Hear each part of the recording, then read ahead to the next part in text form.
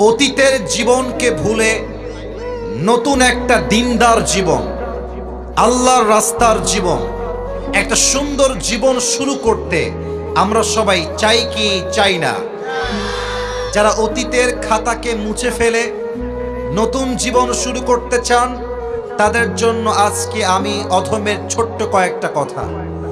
যদি আপনি আপনার অতীতকে ভুলে নতুন জীবন শুরু করতে চান, the first condition is you have to be repent to your Lord. প্রথম কাজ হচ্ছে অতীতে যত গুনাহ হয়ে গেছে আজকে আল্লাহকে বলবেন, আল্লাহ আমি আমার অতীতের সমস্ত গুনাহের জন্য অনুতপ্ত হলাম এবং তোমার কাছে ওয়াদা করলাম I will never ever repeat the same mistakes again in my life. আল্লাহ যা হয়ে গেছে হয়ে গেছে, এটা আমার পাস্ট ছিল, এটা আমার অতীত ছিল। আল্লাহ তোমাকে আমি ওয়াদা করলাম আমি আগামীতে এই অন্যায়গুলো আর কখনো করব না। আল্লাহ তুমি আমাকে মাফ করে দাও। আল্লাহ বলছে, বান্দা যখন তুই মাফ চাবি, তোর চোখের এক ফোঁটা পানি নাকের ডগায় আসার আগেই আমি আল্লাহ তোর জীবনের সব গুনাহ খাতা মাফ করে দেব। লা তাকনাতু Mir রাহমাতিল্লাহ, never lose hope from the mercy of your Lord. যত গুনাহ হয়ে যাক রবের রহমত থেকে নিরাশ হয়ে যেও না। ইন্নাল্লাহা ইয়াগফিরু যুনুবা জামিআ, হাত তোলো, রবের কাছে তওবা করো। আল্লাহ বলছে, বান্দা তওবা করতে দেরি, আমি আল্লাহর ক্ষমা করতে দেরি হবে না। সুবহানাল্লাহ পড়েন।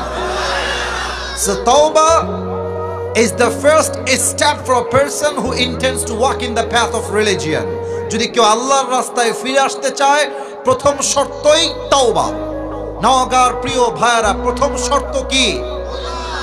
মাশাআল্লাহ, নওগাঁর মানুষ কথা বললে বাঘের মতো গর্জন দিয়ে এরা কথা বলে। বলেন সবাই, প্রথম শর্ত। ডানে সাউন্ড আছে, বামে কোনো সাউন্ড নাই।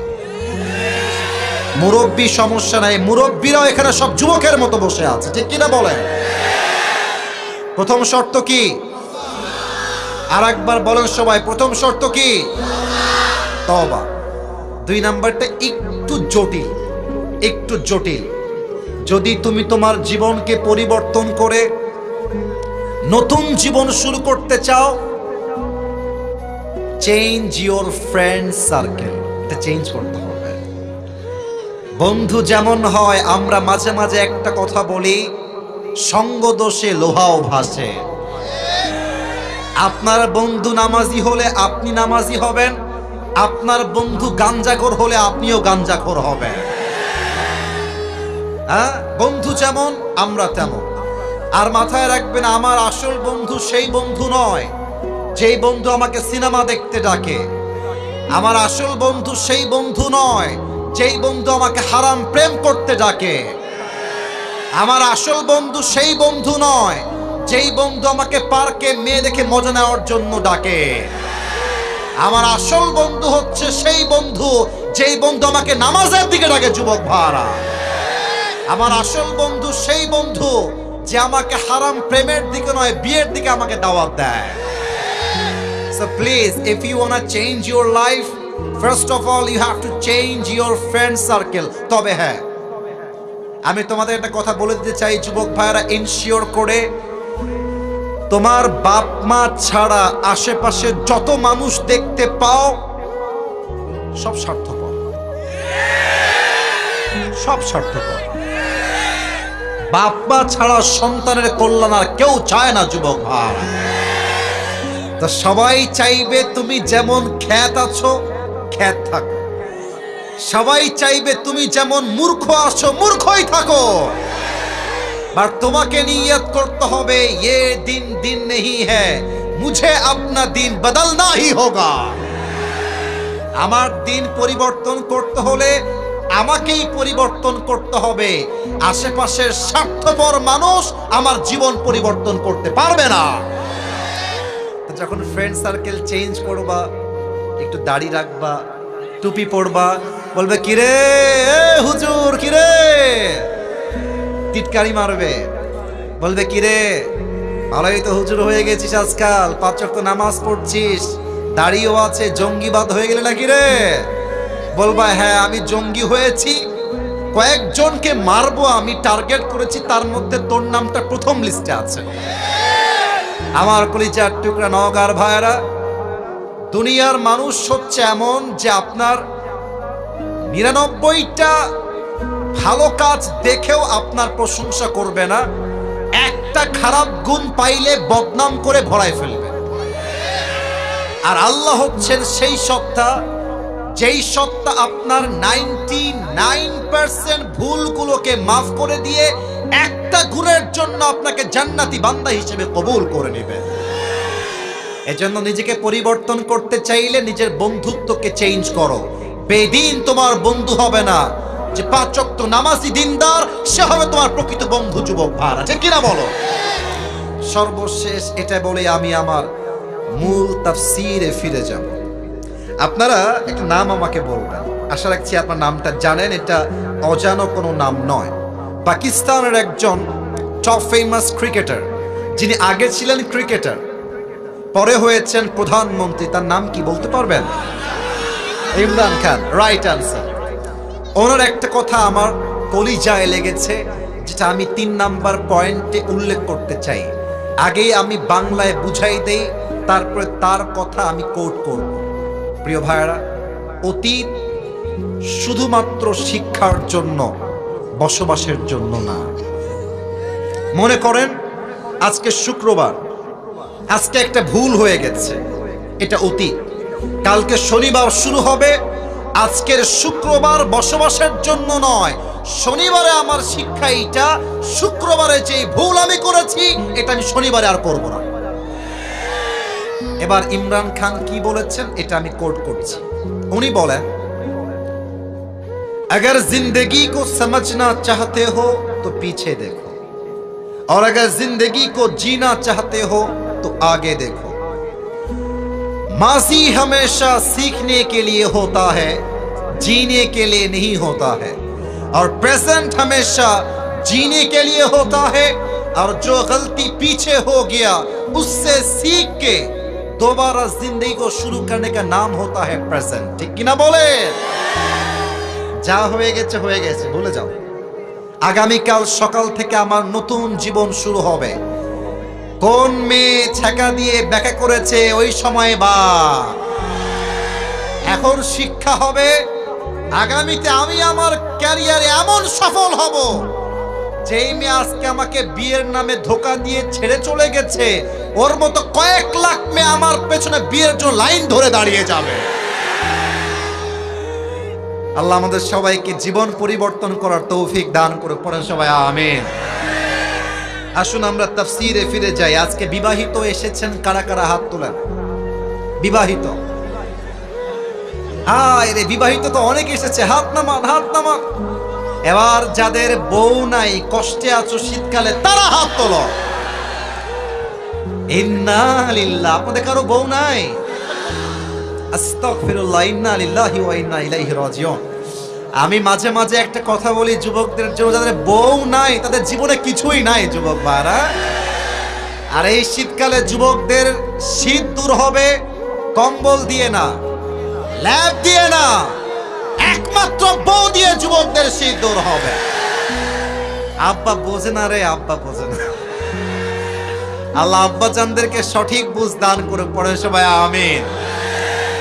3টা তাকবীর দিবেন। প্রথম তাকবীর দিবেন বিবাহিত ভাইরা, দ্বিতীয় তাকবীর দিবেন সিঙ্গেল ভাইরা। আমি দেখতে চাই কার গায়ের জোর কত ভালো।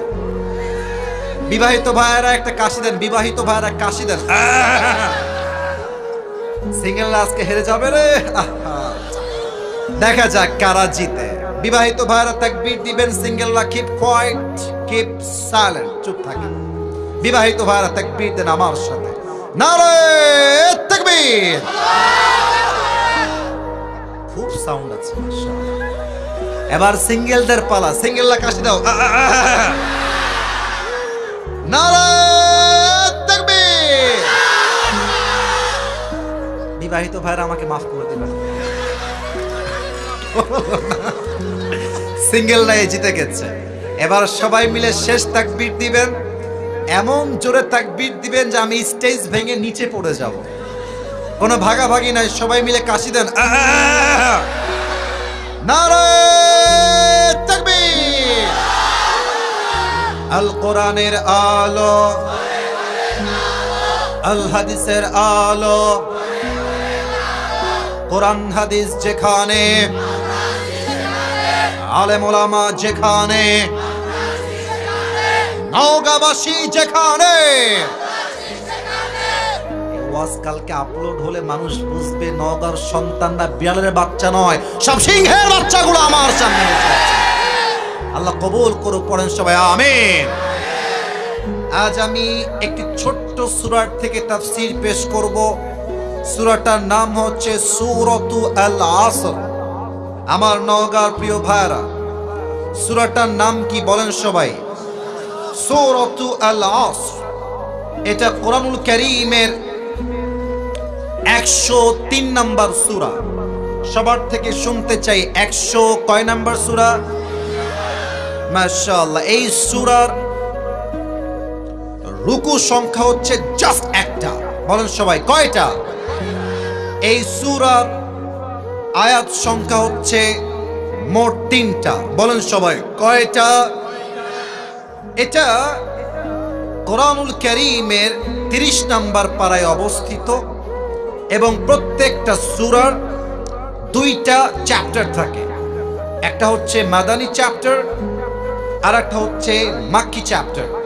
তো সূরাতু আল আসর এটা মাদানী সূরা নয়, এটা হচ্ছে মাক্কি সূরা। সুবহানাল্লাহ পড়বেন না আপনারা সবাই? This was the basic knowledge of this surah. এটা হচ্ছে সূরাতু আল আসরের একটা প্রাথমিক জ্ঞান দিলাম। আসুন আমরা সময়কে ওয়েস্ট না করে সময়টাকে কাজে লাগাবা ট্রাই করি তাফসীরের মাধ্যমে। সূরাতু আল আসর যদিও বা ছোট্ট একটা সূরা, মাত্র 2 লাইনের সূরা। আপনারা হয়তো একটা প্রবাদ বাক্য জানেন সবাই, আমি জাস্ট প্রথমটা বলছি, দ্বিতীয়টা আপনারাই বলবেন। আমরা মাঝে মাঝে বলি ছোট মরিচের, এটাই চাচ্ছিলাম, ছোট মরিচের।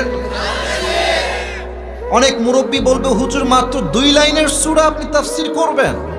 আব্বাজান, এটা হচ্ছে এমন একটা সূরা, এই সূরার ব্যাখ্যা যদি কেউ পড়ে, এর তাফসীর কেউ যদি পড়ে, এর ইন্টারপ্রিটেশন বা এক্সপ্লেনেশন কেউ যদি স্টাডি করে, সেটা অনুভব করবে মনে হবে আল্লাহ তাআলা যেন একটা ছোট্ট একটা ঝিনুকের মধ্যে পুরো একটা আটলান্টিক মহাসাগর ঢুকিয়ে দিয়েছে। সুবহানাল্লাহ।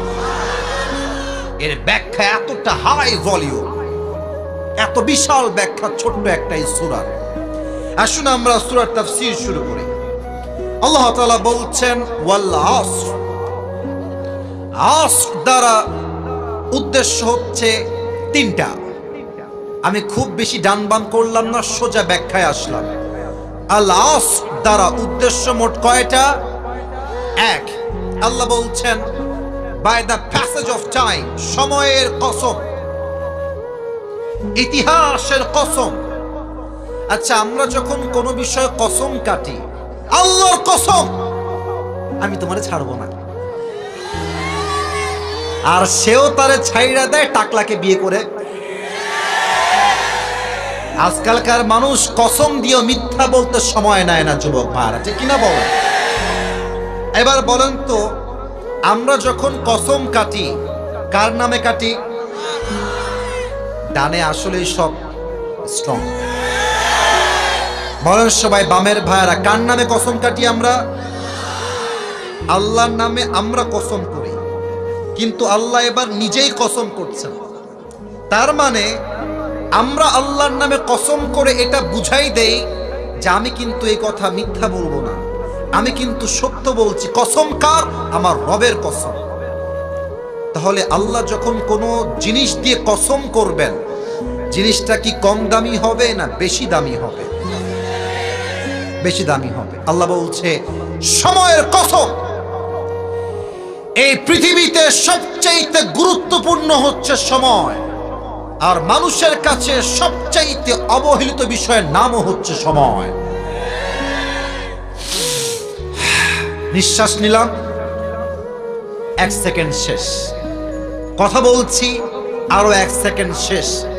এক একটা মিনিট পার হচ্ছে, প্রত্যেকটা যুবক মুরব্বী মা বোন এক একটা সেকেন্ড পার হচ্ছে, আমরা কবরের দিকে আরেকটা ধাপ সামনে এগিয়ে যাচ্ছি। আল্লাহ বলছেন সময়ের কসম, এক নাম্বার আল আসর দ্বারা সময় উদ্দেশ্য। আচ্ছা, দুই নাম্বারটা বোঝাতে হলে আমাকে একটা এক্সাম্পল দিতে হবে। আল আসর মানে হচ্ছে নিংড়ানো, চিপড়ানো।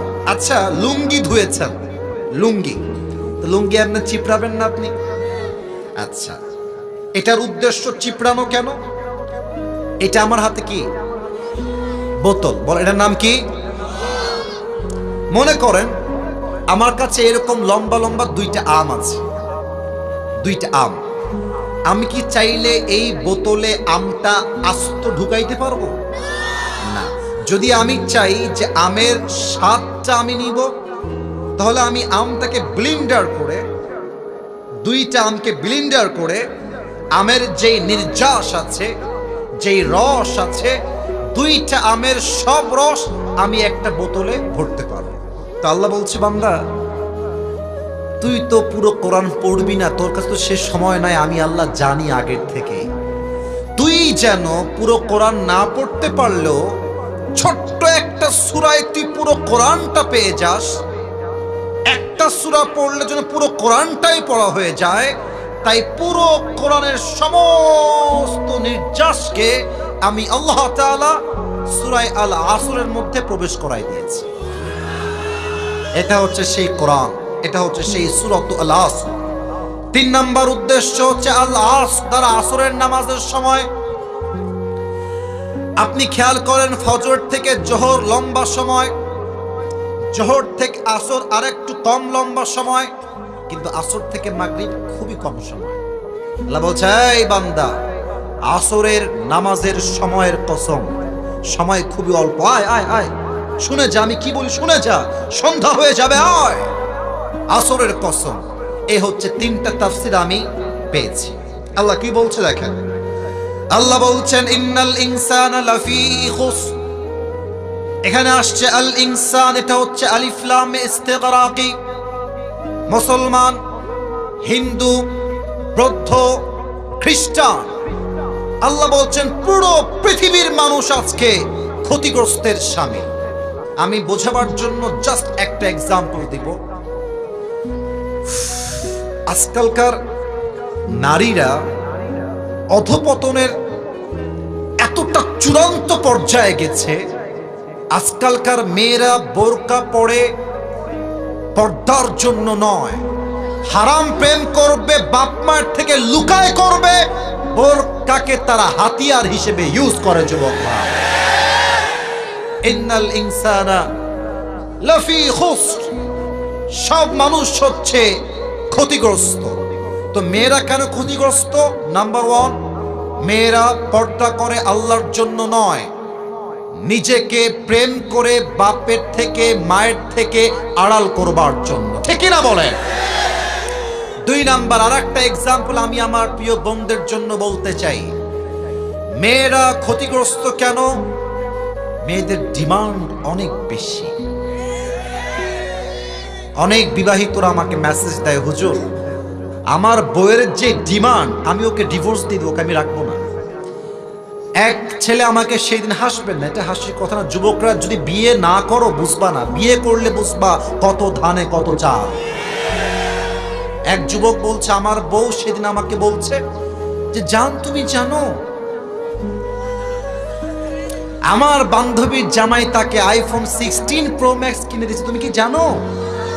প্রিয় ভাইরা, এটার দ্বারা উদ্দেশ্য গল্প নয়, বউ বুঝাচ্ছে অমকের জামাই তাকে দিয়েছে, তুমি আমাকে কবে দিবা? ইভেন মেয়েদের এত চাহিদার জন্য হাজার হাজার যুবক হারামের চাকরি করতে বাধ্য হয়। যুবক ভাই, তবে বিবাহিত মেয়েদের চাহিদাই বেশি তা না, বলতে লজ্জা পাচ্ছি যুবক ভাইরা। টু বি অনেস্ট, সব মেয়েকে আমি কখনো এক পাল্লায় মাপি না, তবে কিছু মেয়েদের চাহিদা এত বেশি, এরা আইফোন 16 প্রো ম্যাক্স পর্যন্ত কক্সবাজার পর্যন্ত চলে যায়। আল্লাহ এদেরকে হেদায়াত দান করুক, পড়েন সবাই আমিন। আল্লাহ বলছেন ইন্নাল ইনসানা লাফি খুসর, পৃথিবীর সমস্ত মানুষ ক্ষতিগ্রস্তের শামিল। এর মাঝে মেয়েরাও বলো, যুবক ভাইরা আছে না নাই? আচ্ছা, মুরব্বীরা ক্ষতিগ্রস্তের শামিল কেন? মুরব্বীরা, আমি আপনাদের পায়ে হাত রেখে কথা বলছি, পায়ে হাত। আমি আপনাদের কারো শত্রু নই। প্রত্যেকটা মুরব্বী হচ্ছে আমাদের কলিজার টুকরা, নয়নের মণি। যুবক ভাইরা ঠিক কিনা বলেন? আমি এই যে এখনই মাহফিল থেকে আসছিলাম, যখন রাস্তায় আমি দেখছি মুরব্বী আব্বা জানরা চায়ের দোকানে বসে বাম পায়ের উপরে ডান পা তুলে দিয়ে, আচ্ছা বলেন, হাসবেন, আমি কি মিথ্যা বললাম না সত্যি বললাম? প্রমাণ চান? আমি বলি, আমি যদি এখন ওয়াজ বাদ দিয়ে এখান থেকে নেমে যাই স্টেজের বাহিরে, যদি আমি হেঁটে বেড়াই মাঝখান দিয়ে, আমি কয়েকজনের পকেটে হাত দিব, আমি গ্যারান্টি দিয়ে বলবো কারো পকেট থেকে না, কারো পকেট থেকে অবশ্যই একটা বিড়ির প্যাকেট বের হবে। আল্লাহ বলছেন ইন্নাল ইনসানা লাফি খুসর, পৃথিবীর সমস্ত মানুষ ক্ষতিগ্রস্তের শামিল। 3 নাম্বার, আমি আমার যুবক ভাইদেরকে অ্যাড্রেস করে একটা কথা বলতে চাই। দেখো, আমি মনে করি এখনকার যুবকদের নষ্ট হওয়ার সবচেয়ে বড় কারিগর হচ্ছে অ্যান্ড্রয়েড ফোন আর স্মার্টফোন। যুবক ভাই, এটা যে কত মারাত্মক আমি আপনাদেরকে বোঝাইতে পারব। রাত বাজে 11টা, আপনি বেডে গিয়েছেন যে গিয়ে ঘুমায় যাব, ঢুকলেন টিকটকে, ঢুকলেন ফেসবুকে, ঢুকলেন ইউটিউবে, মাথা রেখেছিলেন বেডে রাত 10টার সময়, রাত 4টা বেজে যায়, তবুও আপনার ফেসবুকে স্ক্রল শেষ হয় না। এই স্মার্টফোনের আসক্তি থেকে বের হওয়ার দরকার। যুবক ভাইরা বলো, সবাই আছে না নাই? আল্লাহ বলছেন দুনিয়ার সমস্ত মানুষ ক্ষতিগ্রস্তের শামিল, তবে 4 গুণ যেই ব্যক্তির মাঝে আছে তাকে সফল ব্যক্তি হিসেবে ঘোষণা দিয়েছে একজন। আওয়াজ দিয়ে বলেন সবাই, তিনি কে? এই 4টা গুণ মুখস্থ শুনতে চাই সবার থেকে। নাম্বার 1, ইল্লাল্লাযীনা আমানু, except those who have faith। 1 number, আল্লাহ বলছেন সফল হলো তারা ঈমান এনেছে যারা। কদ আফলাহাল মুমিনুন, আল্লাহর কাছে সফলতার মাপকাঠি হচ্ছে ঈমান। যার ঈমান আছে, টাকা নাই, পয়সা নাই, বাড়ি নাই, গাড়ি নাই, নওগাঁর সবচাইতে গরিব ঘরের সন্তান, আল্লাহ বলছে বান্দা তুই যতই গরিব হ, ঈমান যেহেতু আছে, তুই আমার কাছে সবচাইতে কাছের এবং প্রিয় বান্দা। সুবহানাল্লাহ। একটু ব্যাখ্যা না করলে ঈমানের মর্মার্থ বুঝে আসবে না। আমাদের বাংলাদেশের রাজধানীর নাম কি? উত্তরটা একটু আস্তে হয়ে গেছে। বাংলাদেশের রাজধানীর নাম কি নওগাঁর ভাইরা? ঢাকায় একটা জায়গা আছে, নাম হচ্ছে গুলশান। নাম শুনেছো? উত্তরা নাম শুনেছেন? তারপরে বসুন্ধরা, যমুনা ফিউচার, ধানমন্ডি নাম শুনেছেন? যারা গিয়েছো তারা খুব ভালো করে এই পয়েন্টটা বুঝবা।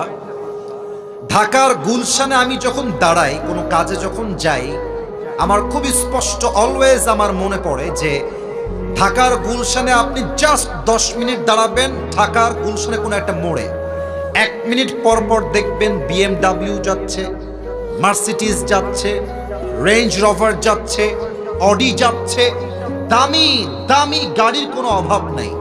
এখন আপনি বলতে পারেন হুজুর আমি তো আল্লাহর প্রতি ঈমান এনেছি, তো আমার কাছে তো সাইকেলটাও নাই, আর ও তো সুদ খায়, ওর কাছে BMW আসলো কেমন করে, রোলস রয়েলস আসলো কেমন করে? তাদের জন্য ছোট্ট একটা ব্যাখ্যা দিতে চাই। এক ছেলের 2টা পশু আছে, এক হচ্ছে ছাগল আর এক হচ্ছে গাধা। তো একদিন ছাগল গাধাকে ডাক দিয়ে বলছে, গাধা, রাজশাহীর ভাষা, আবে শালা তুই আসলেই একটা গাধা বে। গাধাকে বলছে কি, তুই শালা আসলেই একটা গাধা। তো গাধা বলছে, বন্ধু আমি তো গাধাই, সবাই জানে, আমাকে তুমি আবার গাধা বলে গালি দাও কেন? তো ছাগল বলছে, বেটা তুই দেখিস না যে মালিক আমাকে কত ভালোবাসে, বিস্কুট দেয়, পাউরুটি দেয়, খ্যার দেয়, ঘুষি দেয়, আর তোরে পাইলে খালি থাপ্পড় দেয়। তো গাধা বলছে, বন্ধু কথা তুমি ঠিকই বলেছ, মালিক তোমারে বড্ড ভালোবাসে। তো বন্ধু তুমি কি খেয়াল করেছো মালিক কি তোমাকে আগের থেকেই ভালোবাসতো না ইদানিং ভালোবাসে? ছাগল বলছে, বন্ধু তাই তো, মালিক তো আমাকে আগে ভালোবাসতো না, ইদানিং খুব বেশি ভালোবাসে। গাধা বলছে, বন্ধু একবার উপরের দিকে তাকাও, আকাশ দেখো। বলছে কি হয়েছে বলো? বলছে আকাশের দিকে তাকায় দেখো, সামনে কুরবানির চাঁদ উঠেছে, কয়েকদিন পরে তোমার জবাই হবে, তাই তোমাকে জনমের খাওয়া খাওয়াচ্ছে, খেয়ে নাও, সময় কিন্তু বেশি দিন আর বাকি নাই। যদিও বা আমার যত্ন কম, হয়তো আমি শাকসবজি কোনো মতো খেয়ে বেঁচে আছি, বাট আমার সময় সামনে এটা নয়, আমার সময় যেমন আছে চলবে, বাট তোমার সময় কিন্তু বন্ধু বেশি দিন বাকি নাই। অতএব সুদ খায়, ঘুষ খায়, টাকার মালিক, বাড়ির মালিক, ফ্ল্যাটের মালিক, ইমানদার বান্দার হতাশ হওয়ার কিছু নাই। ইমানদারের গন্তব্য দুনিয়া শেষ হবে, জান্নাতে গিয়ে সে পৌঁছে যাবে।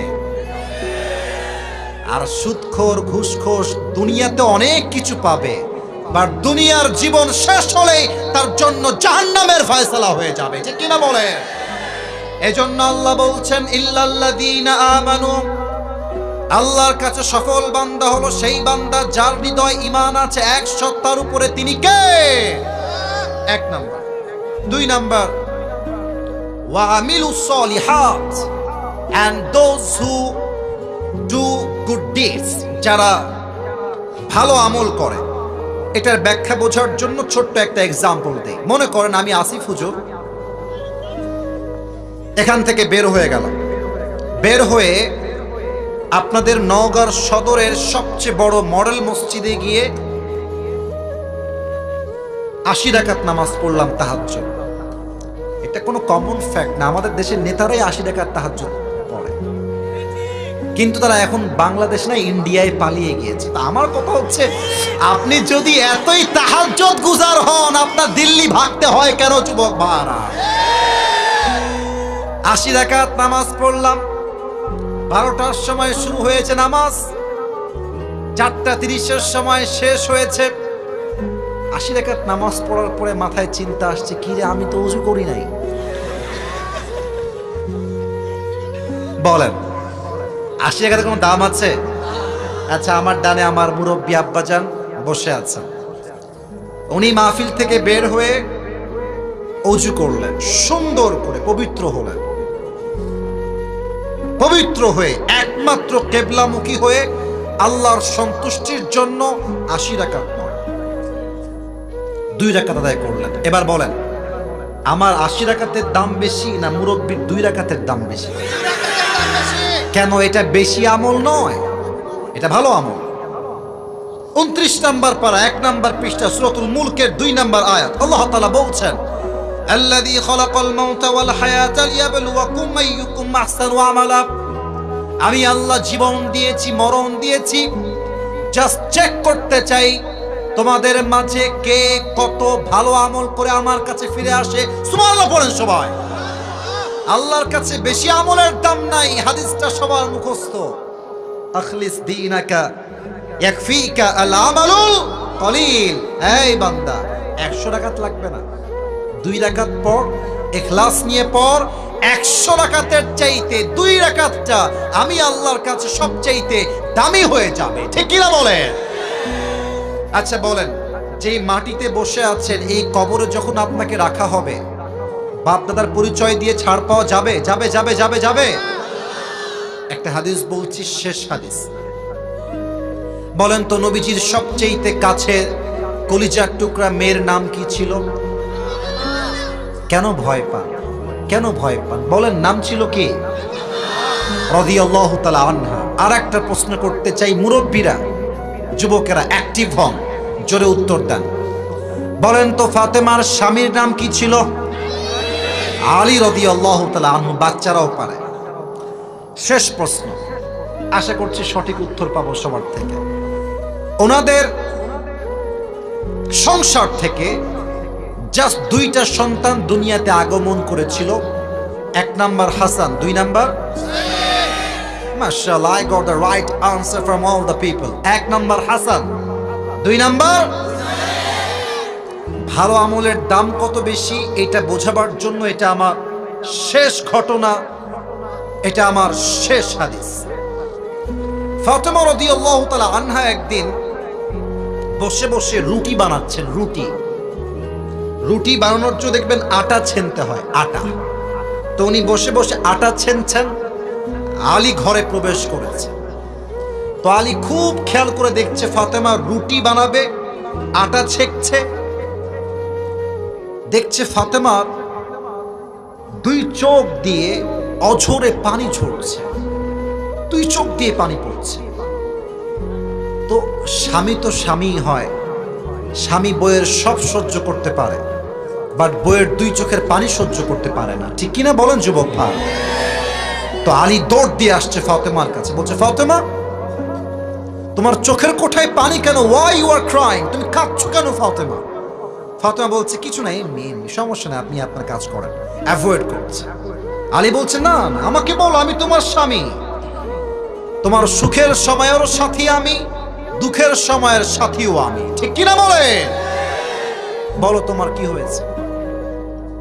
ফাতেমা বলছে আলী আজ যখন তাহাজ্জুদের নামাজের সময় ঘুমিয়েছিলাম, আমি আমার ঘুমের মধ্যে স্বপ্নে দেখলাম অন্ধকার রাত, বিশাল লম্বা একটা মাঠ, আমার আব্বাজান মাঠের মধ্যে দাঁড়িয়ে অন্ধকারে কি যেন হাত দিয়ে এমনে এমনে খুঁজতেছেন। আমি গেলাম, আব্বাজান what you are searching for? আপনি কি খুঁজতেছেন আমাকে বলেন। আব্বা আমার দিকে তাকিয়েছে, আরে ফাতেমা তুমি কই থেকে আসলা? আমি তো তোমাকেই খুঁজতেছিলাম। জোরে পড়েন সবাই মিলে সুবহানাল্লাহ। আব্বাজান আমি এখানেই আছি, বলেন কি লাগবে আপনার? এবার আল্লাহর হাবিব ডাক দিয়ে বলছে ফাতেমা তুমি দুনিয়ার জমিনে আর বসবাস করো না, আমি বড্ড একা, তুমি আমার কাছে চলে আসো। এই কথা নবীজি বলেছেন, আর ফাতেমার ঘুমটা সাডেনলি ভেঙে গেছে। উনি ভাবছেন স্বপ্নে আমি কি দেখলাম, এইটা আমার আব্বা আমাকে কবর থেকে ডাকছে, এর ব্যাখ্যা কি? যারা এখানে বসে আছেন স্বপ্নের ব্যাখ্যা শোনেন।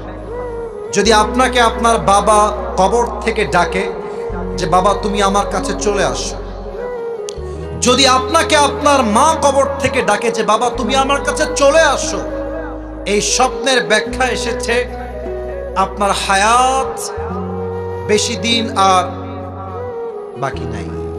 এটা হচ্ছে স্বপ্নের ব্যাখ্যা। তো আমাদের ব্যাখ্যা ভুল হলে হতেও পারে, বাট নবীজি যাই কবর থেকে ডাকছেন, নবীর ডাকা কি কখনো ভুল হতে পারে? নওগাঁর ভাইরা, হতে পারে না। এটা ফাতেমার স্বপ্ন শুনে আলী বুঝে গিয়েছে যে আমার বউটা হয়তো আর বেশি দিন দুনিয়াতে থাকবে না। এবার আলী নিজেও কান্না শুরু করে দিয়েছে ফাতেমার সাথে। ফাতেমা বলছে আলী থামেন, কাঁদছেন কেন? কুল্লু হাইয়িন মাইয়িত, প্রত্যেকটা জীবিত মানুষকে একদিন মৃত্যুর স্বাদ গ্রহণ করতে হবে, কেউ ভাগতে পারবে না, আমিও পারবো না। আলী থামেন, স্টপ। আলী বলছে ফাতেমা কয়েকদিন আগে আমার কলিজার টুকরার প্রিয় নবী বিদায় নিয়ে চলে গেছে, ওই আঘাতটাই তো আমি সহ্য করতে এখনো পারি নাই। সে আঘাতের যন্ত্রণা এখন আমার বুকে অটল আছে। এর মাঝে যদি আমার কলিজার টুকরা একমাত্র বউ ফাতেমার বিদায় হয়ে যায়, আমি কাকে নিয়ে বাঁচবো? ফাতেমা আমার তো কেউ থাকবে না দুনিয়াতে বেঁচে থাকার মতো। ফাতেমা বলছে থামেন, স্থির হন, টেনশন করবেন না। তবে আমি আপনাকে আমার মৃত্যুর পূর্বে 3টা ওসিয়ত করে যেতে চাই। নওগাঁর ভাইরা, লুক অ্যাট মাই 3 ফিঙ্গার্স, 3 আঙ্গুল দেখেন, বলেন সবাই কয়টা ওসিয়ত? নওগাঁর সাউন্ড তো এরকম হয় না, বলেন সবাই কয়টা? 1 নাম্বার ওসিয়ত, আলী মন দিয়ে শুনবা। আমি ফাতেমা তোমার একমাত্র বউ, হাসান এবং হোসাইনের মা, নবীজির একমাত্র কলিজার টুকরা মেয়ে ফাতেমা হলাম আমি। আমি হয়তো তোমার বউ হিসেবে তোমাকে অনেক আঘাত করেছি, অনেক কষ্ট দিয়ে ফেলেছি, তুমি আমাকে মাফ করে দিও। মরে যাবো তো, মাফ করে দিও। আলী বলছে কেমনে মাফ করবো, কিসের মাফ? আরে আমার বউ আজীবন আমার খেদমত করেছে, আমার বউয়ের চুল পরিমাণ কোনো ভুল হয় না, আমি স্বামী হিসেবে সাক্ষ্য দিচ্ছি আমার বউয়ের মতো চরিত্রবান বউ আর কেউ হতে পারে না, ঠিক কিনা বলে? যাও তোমাকে মাফ করে দিলাম, কোনো ভুল নাই যদিও বা, সব মাফ। 2 নাম্বারটা বলো। এটা একটু মজার ছলে বলতে চাই। ফাতেমা বলছে আলী আমি মরে গেলে তোমার যেখানে মন চায় করবা বিয়ে, সমস্যা নেই, তো শর্ত আছে একটা, আমার হাসান আর হোসাইনের যেন কোনো কষ্ট না হয়। আর আমাদের যুগের এই মেয়েরা যারা আছে, মরার সময় যখন বেঁচে থাকে স্বামীকে বলে এই এদিকে আসো, স্বামী বেচারা মাসুম নিষ্পাপ, কিছুই বোঝে না, কি হয়েছে বলো, বলে এই তোমার ডান হাত আমার মাথায় রাখো, রাখলাম, বলো কি বলবো, বলছে আমার মাথার কসম খেয়ে বলো তুমি জীবনেও দ্বিতীয় বিয়ে করবা না। তো এক স্বামী বড্ড চালাক, বউ বলছে স্বামী আমি যদি মরে যাই তুমি কোনোদিন দ্বিতীয় বিয়ে করবা না তো? तो স্বামী বলছে बीवी तुम क्या बात कर रहे हो, अगर तुम मर जाओगे तो मैं पागल बन जाऊंगा और पागल जो चाहे वही कर सकता है। বলছে বউ তুমি কি বললা, তুমি মরে গেলে আমি পাগল হয়ে যাব, আর পাগল যা মন চাই তাই করতে পারে, ঠিক কিনা বলে? তার মানে মাঝে মাঝে প্রশ্ন যেমন হয় উত্তর তেমন হওয়ার দরকার আছে, ঠিক কিনা? তালি বলছে ঠিক আছে, আমি যদি কখনো বিয়ে করি এমন কোন মেয়েকে বিয়ে করব যেই মেয়ে তোমার হাসান আর হোসাইনকে আগলে রাখবে নিজের সন্তানের মতো। ঠিক আছে যাও, ডান। 3 নাম্বারটা বলো, লাস্ট এন্ড ফাইনাল। ফাতেমা বলছে আলী আমার মৃত্যুর পরে আমার জানাজার ইমাম হবেন আপনি, আর মুসল্লি হবে হাসান আর Hossain, and nobody is allowed to come there, কেউ সেখানে আর আসতে পারবে না। আলী বলছে ফাতেমা তোমার প্রথম ওসিয়ত মানতে রাজি আছি, দ্বিতীয় ওসিয়ত মানতেও রাজি আছি, 3 নাম্বারটা আমার দ্বারা হবে না, আমাকে মাফ করে দাও। এটা পারবো না। নবীজির একমাত্র কলিজার টুকরা মেয়ে ফাতেমা দুনিয়ার থেকে বিদায় নিবে, আর সাহাবা একরাম জানাজা অংশগ্রহণ করবে না, এটা আমি আলীর দ্বারা বরদাস্ত হবে না। ফাতেমা আমাকে তুমি মাফ করে দাও, এটা আমার দ্বারা সম্ভব না। আমার বোনেরা যারা এসেছেন, বোনেরা কলিজার মায়েরা, বোনেরা মেহেরবানি করে আপনারা এই মুহূর্তে কানটা খাড়া করা, মনোযোগ দিয়ে শোনেন। ফাতেমা বলছে আলী আমি ওসিয়তটা কেন করছি, ট্রাই টু আন্ডারস্ট্যান্ড প্লিজ, একটু বোঝার চেষ্টা করো। আমি ফাতেমা আমার জীবনে নবীর আদেশ অনুযায়ী এমন ভাবে পর্দা মেইনটেইন করেছি, এই মদিনার মক্কার আরবের কোন যুবক বলতে পারবে না ফাতেমা কি কালো না ফর্সা, ফাতেমা কি মোটা না চিকন, ফাতেমা কি হাইটে লম্বা না গুঠু। আমার পর্দা এতটা সেফটির সাথে ছিল, মদিনার কোন যুবক আমার দেহের একটা চামড়ার অঙ্গ পর্যন্ত দেখতে পারে না। তুমি যদি আমাকে জানাজার সময় সবাইকে নিয়ে আসো, মানুষ বুঝে ফেলবে আমি হয়তো চিকন ছিলাম, আমি হয়তো মোটা ছিলাম, আমি হয়তো লম্বা ছিলাম, আমার পর্দার মান নষ্ট হয়ে যাবে গো। তুমি কাউকে ডাকতে যেও না, তুমিই থেকো, আর হাসান আর হোসাইন থাকলেই এনাফ, এটাই এনাফ। আলী বলছে ঠিক আছে, বউ যেহেতু বলেছে পুরুষ মানুষ সব ফেলতে পারে, বউয়ের কথা ফেলতে পারে না, তো বলছে ঠিক আছে যাও, রাজি হলো। আলী বের হয়ে গেলেন, এসেই শুনলেন ফাতেমা শেষ, দুনিয়ার থেকে বিদায় নিয়ে চলে গেছে। লম্বা কথা, লম্বা হাদিস, অত ব্যাখ্যায় যাব না। বলেন তো লাশের যে খাটিয়া, খাটিয়া 3 পা থাকে না 4 পা থাকে? রাইট আনসার, জোরে বলেন 3 পা না 4 পা? সামনের ডান দিকে ধরেছে আলী প্রথম খাটিয়া, পেছনের 2টা, একটা ধরেছে হাসান আর একটা ধরেছে হুসাইন, একটা পা খালি। মর্মান্তিক হাদিস। আলী যখন হাঁটছে আর ভাবছে একটা মাত্র নবীজির মেয়ে, যার দ্বারা নবীর বংশ বিস্তার হয়েছে, জান্নাতের সমস্ত নারীদের সর্দারিনী ফাতেমা রাদিয়াল্লাহু তাআলা আনহার লাশ যাচ্ছে, বাট তার খাটিয়ার একটা পা ধরবে। কেউ কি দুনিয়াতে নেই? কাউকে যে ডাকবে, ডাকতেও পারছে না, ডাকলেই তো ওসিয়ত ভেঙে যাবে। মনটা খারাপ, সামনের দিকে হাঁটছে। হঠাৎ করে দেখছে দূর থেকে এক সাহাবী, ইসমুহু আবু যর গিফারি রাদিয়াল্লাহু তাআলা আনহু, দৌড় দিয়ে আসছে আলীর দিকে। আলী দেখে ভয় পেয়ে গেছে। আরে যদি এসে বলে, এই আলী, এটা কার লাশ? এটা কি ফাতেমার লাশ? আমি যদি ওসিয়ত রাখতে বলি যে না না, এটা ফাতেমার লাশ নয়, এটা অন্য কারো লাশ, মুসলমান সব বলতে পারে, জবান দিয়ে মিথ্যা বলতে পারে না। আর যদি বলি ফাতেমার লাশ, তবে তো আমার স্ত্রী 3 নাম্বার যে ওসিয়তটা ছিল, একমাত্র 3 জন থাকবে, আর কেউ অ্যালাউড না, ওসিয়ত তো ভেঙে যাবে। কি উত্তর দিব? আলী টেনশনে চেহারা লাল হয়ে গেছে। আবু যর গিফারি দৌড় দিয়ে এসে খাটিয়া বাম পা ধরেছে আর বলছে, আলী, এত চিন্তা করো না, টেনশন নাই, কিছুই ভাঙে নাই, আমাকে আল্লাহ তোমার কাছে পাঠিয়ে দিয়েছে। ধরো খাটিয়ার কাঁধ ধরো। 4 জন মিলে গিয়ে লাশটাকে কবরের পাশে রেখেছে। যখন লাশটা কবরে নামাবে, আবু যর গিফারি ভাবছে মনে মনে, কার লাশ নামাবো আজকে কবরে? মন বলছে এটা সাধারণ কোন নারীর লাশ নয়, এটা নবীজির একমাত্র কলিজার টুকরা মেয়ে ফাতেমার লাশ, সাইয়্যিদাতু নিসাই আহলিল জান্নাহ। এটা এমন একজন নারীর লাশ, যেই নারী হবে জান্নাতের সমস্ত নারীদের নেতা, সর্দারিনী। এটা এমন একটা মেয়ের লাশ, যেই মেয়ে হচ্ছে আমাদের যেই যুবকদের নেতা, আল হাসান ওয়াল হুসাইন সাইয়্যিদা শাবাবি আহলিল জান্নাহ, জান্নাতের সমস্ত যুবকদের সর্দার হাসান এবং হুসাইনের মায়ের লাশ। এটা কোনো সাধারণ লাশ নয়। বুকটা গৌরবে ফুলে গিয়েছে।